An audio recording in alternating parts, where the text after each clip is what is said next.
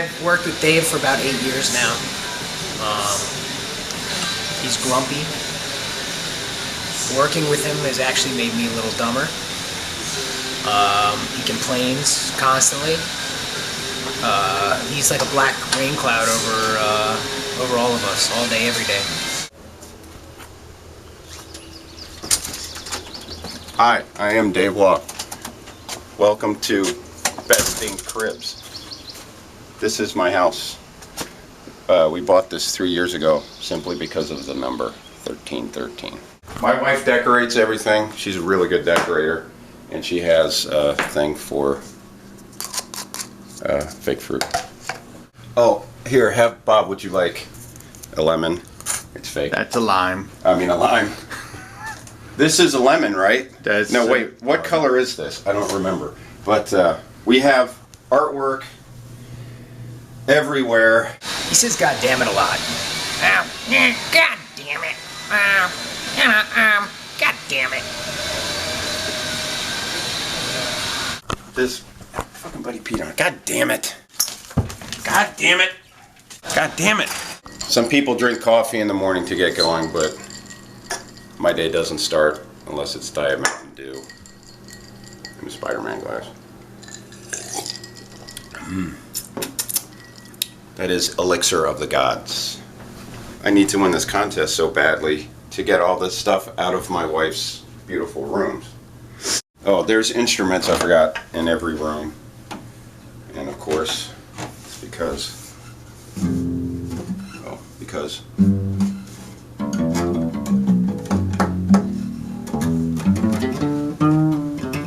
I pretend to play a bunch of them. Anyway, and imagine that, another instrument to play. Why? Okay, Bob, I'll play you a song. I'm sorry, it's a little out of tune.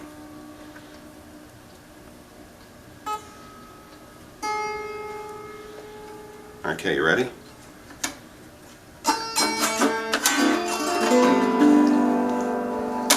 Imagine that, more instruments. This is what I play in the band that we're in, called From the Hills.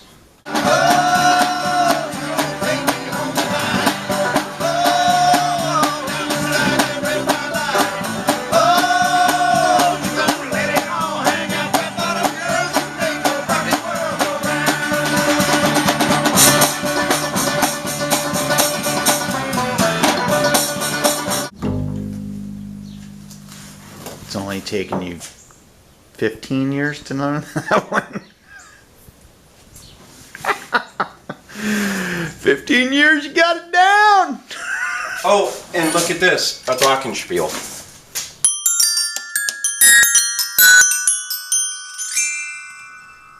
Oh, you think you can play it? But this is our listening station for now, decorated by my wife, and of course, The listening station right here, booze. we have to have good books sitting out, you know, most important books, you know, Cliff Burton, 2 on Evel Knievel, oh, and Chris Farley. Oh, and of course this book from Back to the Future. I got it in the future. It's not a real book. If you look down here, look down here.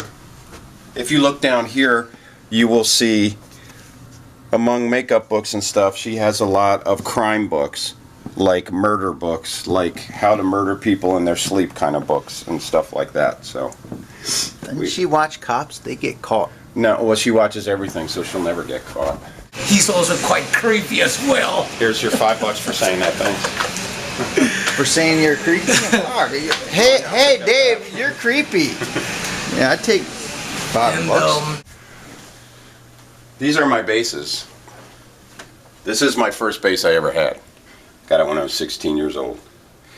Sold it to a friend of mine in high school when I was 17 for $50. 25 years later, he gave it back to me. My first bass. This is the Iron Boss beater bass. As you can see, it's been very abused and played very lovingly.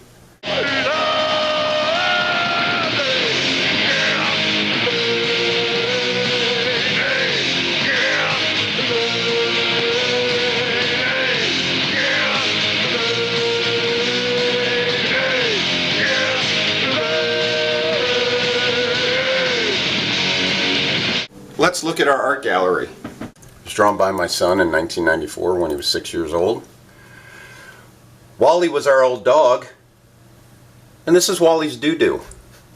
My son brought it into me and said, look what I drew for you, Daddy. And I told him to put his name and write what it was. I didn't know what it was, and he said, oh, it's Wally's doo-doo.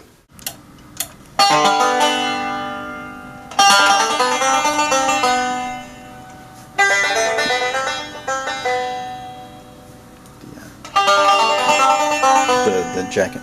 Oh.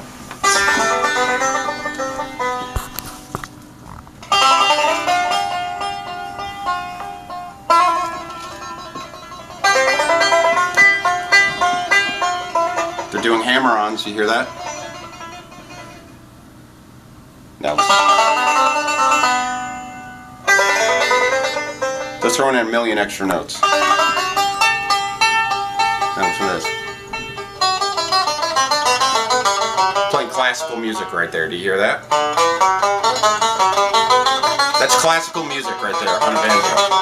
You hear that? Wait, it gets better.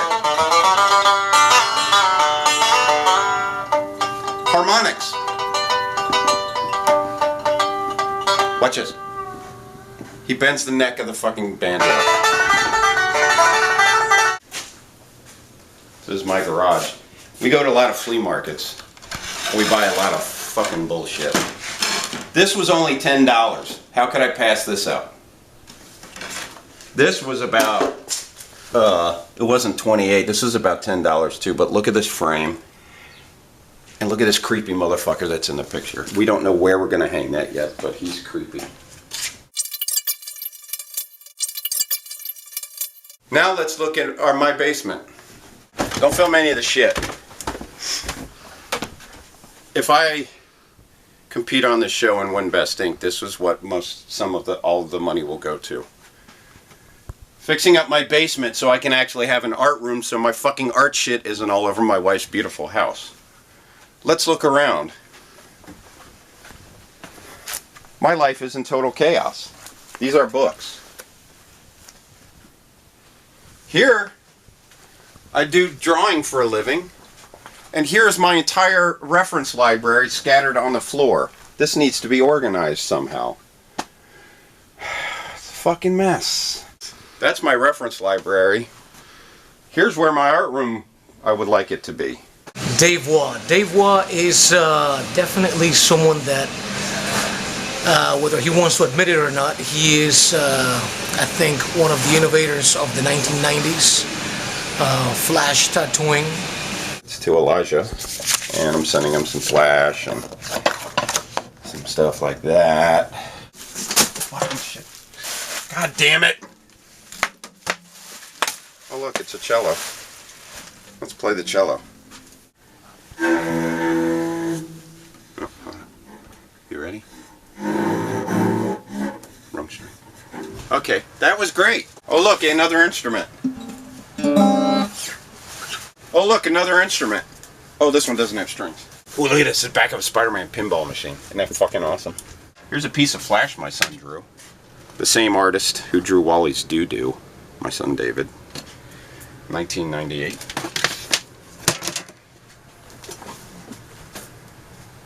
This is my basement. It's a fucking mess.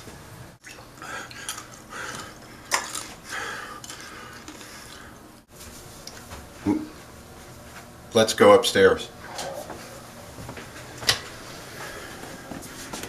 It's a piece of artwork I did for my wife on our wedding day in 2008. We have a very small 3-bedroom house. This is spare bedroom 1. These are all t-shirt designs actually I did. That one's for a band called Tension. This one is for a band called Lifetime Shit List. And this is for a record store in town that we're probably going to go see in a little bit. There's a painting I did of my lovely wife Dina, the decorator. It's called Zombie Hooker.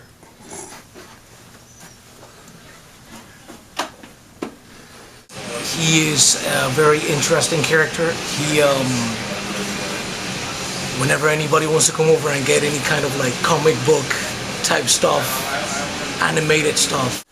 Oh look, Stan Lee signed that. Oh, Look at that. Stanley signed that one too. Look, it's Amazing Fantasy 15.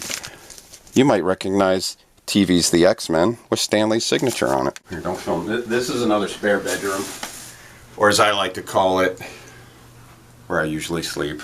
These are original paintings by Dave Dorman for the Micronauts toys. Oh, and look, imagine that. Here, let's meet our dogs. You might want to come out here, Bob, and have these treats ready. Are you ready? I'm ready. Let's meet Wally. I mean Wally. Cut. Let's meet Molly and Buddy. Come on, guys. Hi. Oh, look at her being so nice. Oh my goodness. Because Bob's got treats, that's why. Buddy's the vicious one. The last time Bob met Buddy, cut to From the Hills, band practice.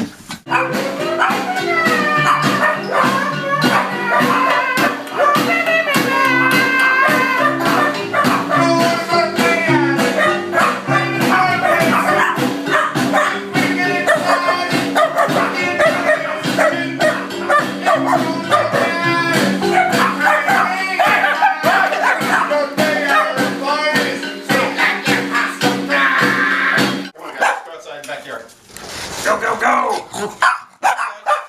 Hey! Got me again. Oh, did he break the skin right there? Yes. God damn. I had a 1 o'clock appointment that bailed on me. He was going to get this really cool design, but... So, since I'm not doing anything, let's go see some DC landmarks. I'm Dave Waugh, and this is where Reagan was shot.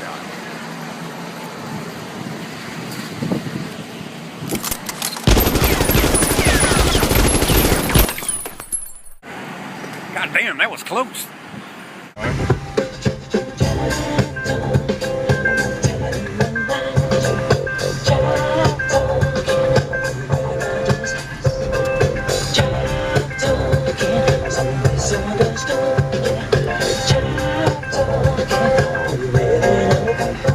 It's Dave Waugh. We're at another DC landmark in 1865, where President Lincoln was shot.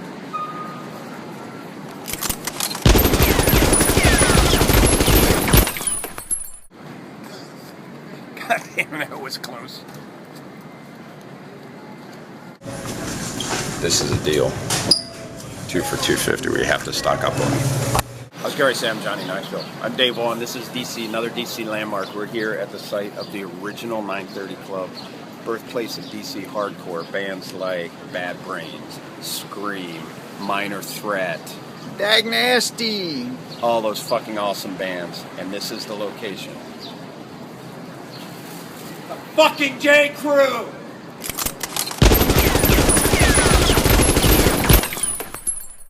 That was another close one. God damn it. I'm Dave Waugh, and we are at the Westin Hotel. It used to be known as the Vista Hotel in Washington, D.C. We are on the 7th floor. Here is room 726.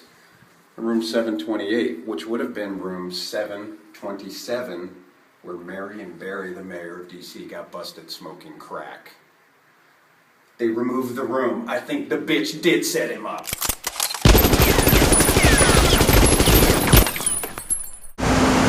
Here we are at our final DC landmark destination, Jinx Proof Tattoos, where I work. What we got going on here is we're doing a memorial tattoo.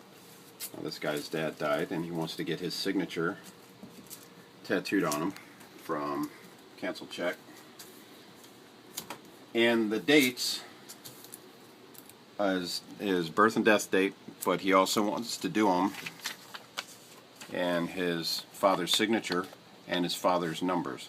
So what I'm going to do here is trace the signature out and then dig through 3 boxes worth of checks to get the dates.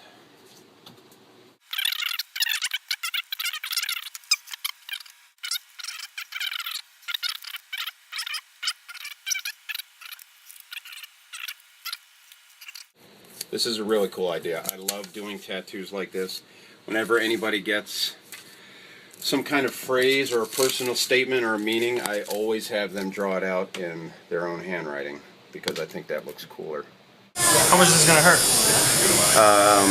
Have you ever slammed your dick in a car door? My dick? Yeah. No. It's not going to hurt that bad. But you want to try that when you get home. You know, with the numbers, a couple small lines to ease you into it. Gotcha. If you need me to stop for any reason, if you need to take a break, sit up, get a drink of water, just whatever, just let me know, okay? Cool. Just remember, hold very still for me. Gotcha. Do not tighten up. And most of all, just stay relaxed. The more relaxed you are, the quicker and easier I can get it done for you.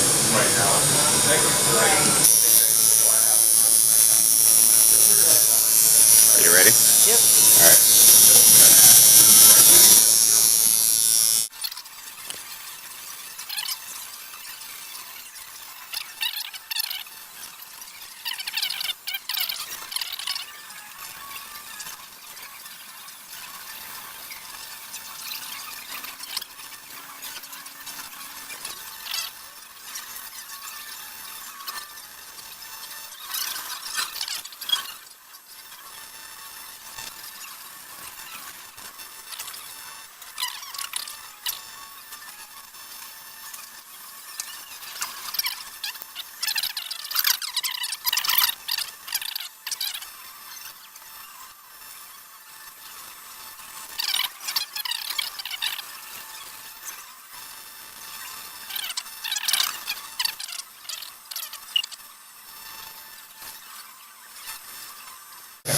You wipe it down and just check it real quick.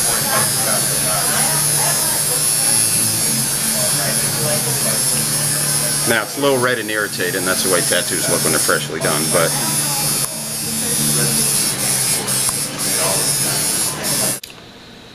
my name is Dave Waugh. I've been tattooing for 21 years. I got my start 1991. I tattoo now at Jinx Proof Tattoo in Washington, D.C. When I started in 91, you know, tattooing business wasn't overexposed like it is now. You know, to get an apprenticeship, you really had to do your homework and your research, and you had to find somebody to train you properly, and it wasn't an easy thing, not like it is now. There was probably back then one magazine on the rack. Now there's about 20, but back then you were lucky if you found that one magazine.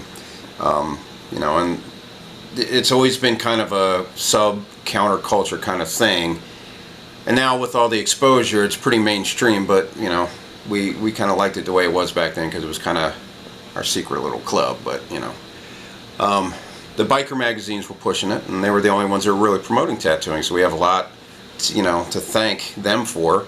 You know, tattooing has its ups and downs. In the you know, 40s and 50s, you know, you had your World War II era based kind of guys in New York, and of course you had Sailor Jerry in Hawaii. Then it had its ups, then it had its downs, and then in the 70s you had guys like Lyle Tuttle promoting, and then went back down again, and in the 80s you had guys like Don Ed Hardy who were breaking ground and gave us the foundation for what we do today.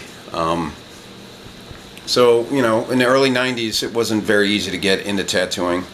You had to really build up a clientele. We didn't have the internet to promote ourselves. There was nothing on TV, and I pretty much worked my ass off to get where I am today. There was one magazine on the racks, which turned into maybe 2 or 3 magazines in the racks, and when those magazines started coming out, I fully took advantage of it by promoting myself, by sending pictures into the magazines and getting published. You know, I've been plugging away at it for about 20-some years now, and it's what I love to do. I think I would be a good asset for this show because, as I mentioned before, it's not necessarily a bad thing that there's so much overexposure, but it's not really a great thing either because, you know, a lot of people look kind of stupid on TV. So I think I could help maybe bring it back a little bit, make it a little bit more legitimate, make it a little more tough. And if not, I could be entertaining as fuck. I got great customers. They like to give me good presents as tips and stuff, but I don't know what they were trying to tell me with the shake weight. I don't know. I don't know why they would give me a shake weight. I don't know why they would do that. It's just dumb. It doesn't do anything.